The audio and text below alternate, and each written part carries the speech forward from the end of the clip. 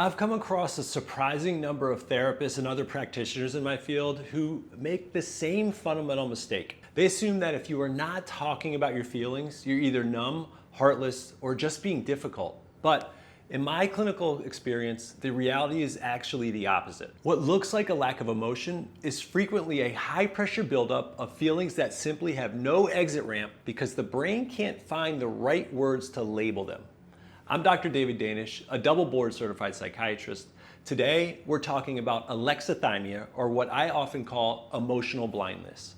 It is not a disease or a diagnosis. It's a specific wiring difference where your body feels the emotion, your heart races, your palm sweats, but your mind misses the memo. This is akin to driving a car where the engine is shaking and grinding, but when you look down at the dashboard, every single light is dark. You know something is wrong, but you have no data to tell you what it is or how to fix it. That check engine light is not turning on.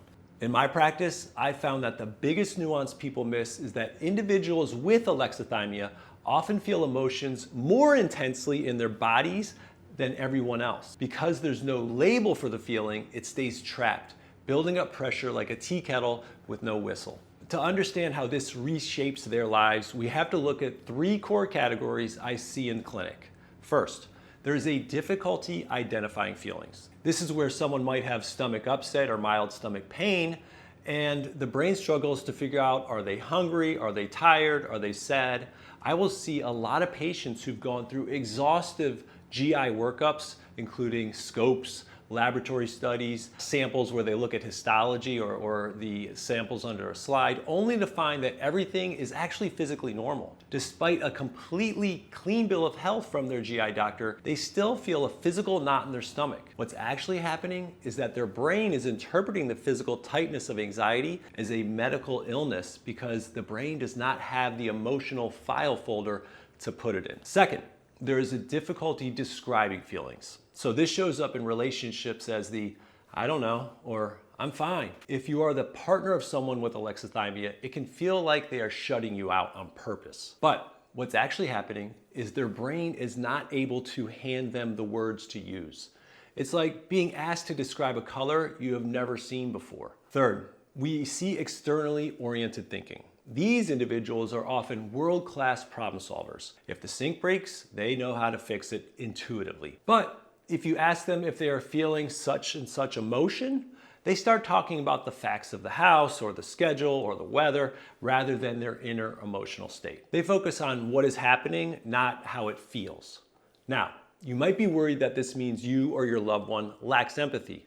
For years, the medical community believed that, especially regarding the 50% overlap we see between autism and alexithymia. We used to think being autistic meant you were lacking empathy. We now know that is fundamentally incorrect. If an autistic person has alexithymia, they struggle to identify the feeling, but they do still care deeply. It is a skill gap in emotional translation, not a character flaw in caring. So, how do we bridge this gap?